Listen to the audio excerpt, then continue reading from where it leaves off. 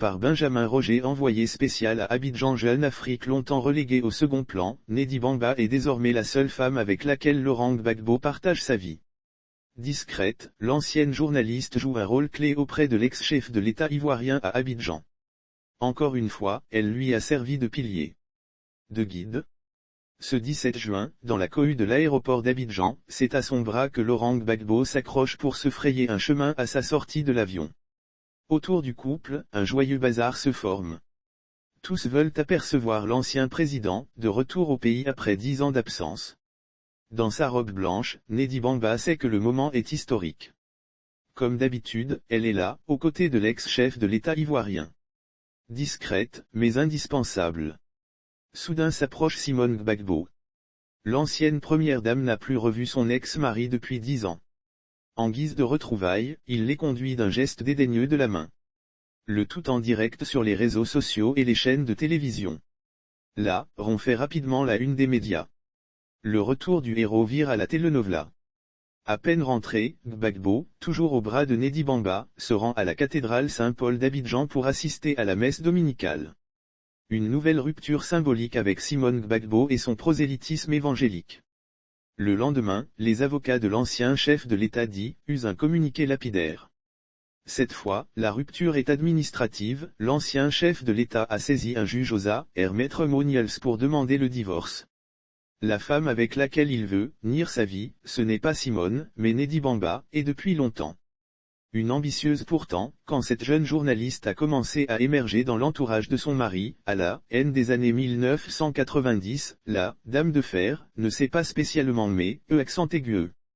Diplômée de l'école française des attachés de presse, EFAP, Nedi, comme l'appellent ses proches, débute en tant que correspondante de la radio Africa numéro 1 à Abidjan.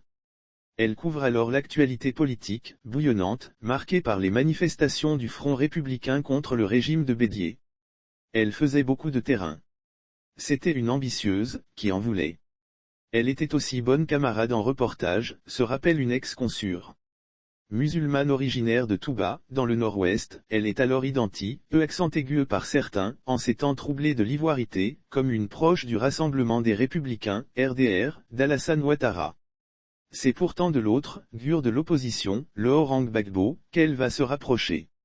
Entre l'homme politique et la reporter, les relations sont d'abord professionnelles. Puis elles deviennent plus personnelles, sans que quiconque sache vraiment à partir de quand exactement.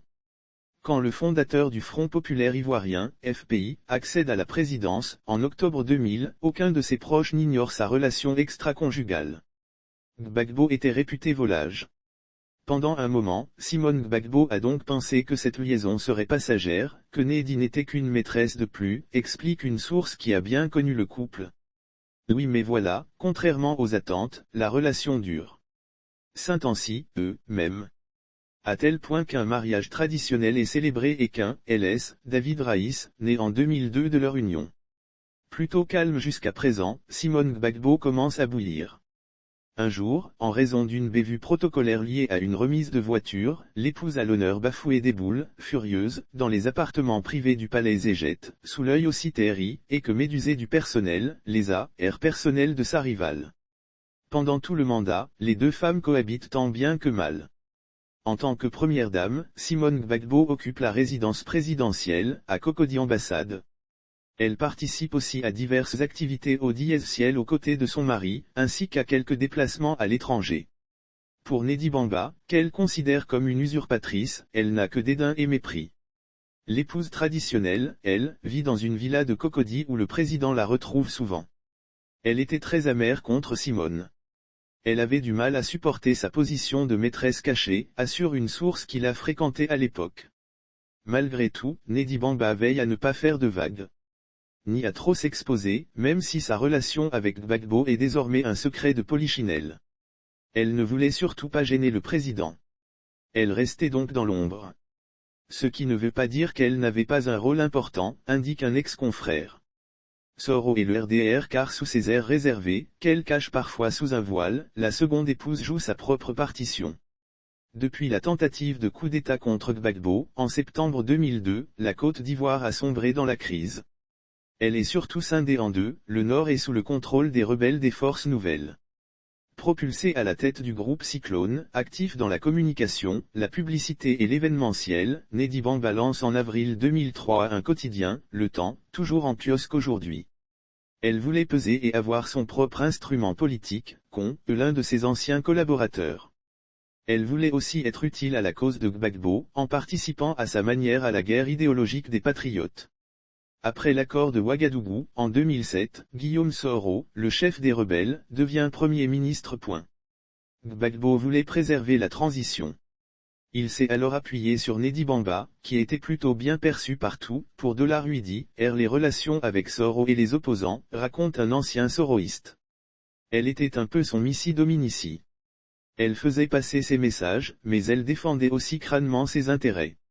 Elle s'emploie ainsi à dénouer plusieurs crises pour le compte de son mari, tensions autour de la Commission électorale indépendante, CEI, en 2008, processus de désarmement en 2009, préparation du processus électoral en 2010. Selon ses détracteurs, son $US lui permet aussi de faire fructifier ses celle de sa famille. Beaucoup voient ainsi sa main dans la nomination de son beau-frère, Kassoum Fadiga, à la tête de la puissante Petrosi. En parallèle, Nedi Bamba s'engage aussi chez elle, dans le Nord-Ouest, zone alors acquise à la rébellion, pour essayer de mobiliser les notables locaux derrière le président. Elle était sur le terrain. Elle a subi des menaces mais elle a continué à plaider sa cause, souligne une gure du FPI. Et quand Laurent Gbagbo y organise ses très symboliques visites d'État, avant les élections de 2010, Nedi Bamba n'apparaît pas sur la scène mais elle est bien présente en coulisses. Accusée d'être nordiste, quand le bras de fer entre Gbagbo et Ouattara plonge le pays dans la guerre, en 2010, elle continue un temps à discuter avec ses adversaires. Jusqu'à la mi-décembre, elle rencontre des proches de Soro et Ouattara, qui essaient de la convaincre que son mari a perdu et qu'une porte de sortie est toujours négociable. Elle était comme en état de choc. Elle écoutait et demandait des preuves, mais sans qu'on parvienne à la faire changer d'avis, se remémore l'un de ses interlocuteurs d'alors. En février, le Condelarit s'intensifie, à Abidjan.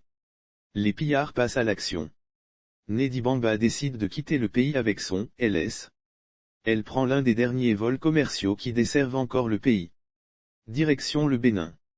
Le 11 avril, Laurent Gbagbo est arrêté avec Simone dans la résidence présidentielle par les hommes de Ouattara. Agarré en Marcel, insulté par des soudards, le tout sous l'œil de journalistes qui n'en perdent pas une miette, l'humiliation est profonde pour le « Loudi de Mama ». Gbagbo déchu, certains proches de Simone Gbagbo, partisane d'une ligne dure durant la crise post-électorale, n'hésitent pas à mettre la défaite sur le dos de la « nordiste » Nedi Bamba. L'entourage évangélique de Simone a toujours vécu sa répudiation comme une trahison, assure l'un de ses intimes. Ils ont fait circuler la rumeur que Nedi et son entourage étaient des nordistines, trait qui aurait intoxiqué Gbagbo et l'aurait conduit à sa perte. En réalité, il n'en est rien. Nedi Bamba, bien moins vatée en guerre que l'ancienne première dame, a toujours été d'une loyauté sans faille envers son mari. Depuis le Bénin, elle se rend au Ghana, où elle retrouve des lieutenants de Gbagbo qui s'y sont exilés après son arrestation. Elle considérait tout ça comme une injustice, se rappelle l'un d'entre eux. Durant cette période délicate, durant laquelle ses comptes sont bloqués, elle vit aussi un drame personnel avec le décès de son père, qu'elle ne pourra enterrer dignement en Côte d'Ivoire. Elle s'envole, Nelment avec son LS pour Paris, où elle emménage temporairement chez sa sœur aînée.